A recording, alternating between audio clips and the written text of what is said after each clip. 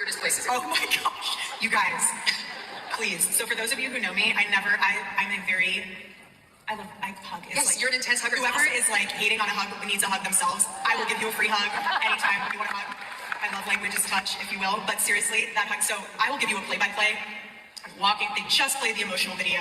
I'm walking over. He's walking over. I'm starting to cry. He says he's so proud of you, and I say God bless you, and I touch the back of his head. Anyone who I've hugged that I have touched the back of your head when I hug you, I always say God bless you. That's just me. If you want to take that out of context, go right ahead. Again, that to me shows that you need a hug more than anyone else. So if anyone... They were acting like you touched the back of his ass. I feel like I wouldn't get as much hate if I did that. Boy, I swear for God, this is the most gaslighting ass administration I have ever seen. Let me tell you something, honey.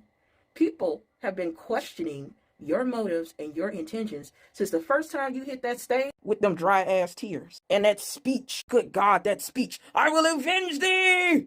I'm coming for my enemy! And of course, Meghan R. Kelly is right on schedule to defend, deflect, twist the narrative, and gaslight anytime it suits her political interest. It's funny to me how Meghan R. Kelly was not defending that wild speech that was made right after her husband got, respect to the unalive. But yeah, Meghan R. Kelly had nothing to say. But as always, when it gets to her political interest, she's going to be right there spinning the narrative and sound like an awful fucking human being no matter what. You see, we're being sold on her being a traditional wife. And we are being condemned every time we ask, well, why is it that your aesthetic and your overall energy is nothing like a traditional wife? In other words, honey, the curtains aren't matching the drapes. The curtains aren't matching the drapes. And we have a right to ask questions. I mean, this is not the aesthetic of a traditional wife. The whole running and saying that, oh, he would be so proud of you from J.D. Vance. Would he?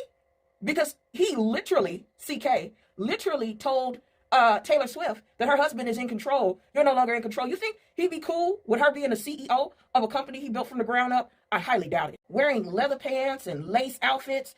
This does not give the energy of traditional wife, and we have a right to ask questions. It's given, shorty's a sexy girl. Shorty's a inky girl. It's just not giving what they say it's supposed to be giving. So as people, we're asking freaking questions. And we do not need to be gaslit by this administration when things don't match. You can't say one thing, live another way, and talk another way. You're going to cause people to look at you like you're full of shit.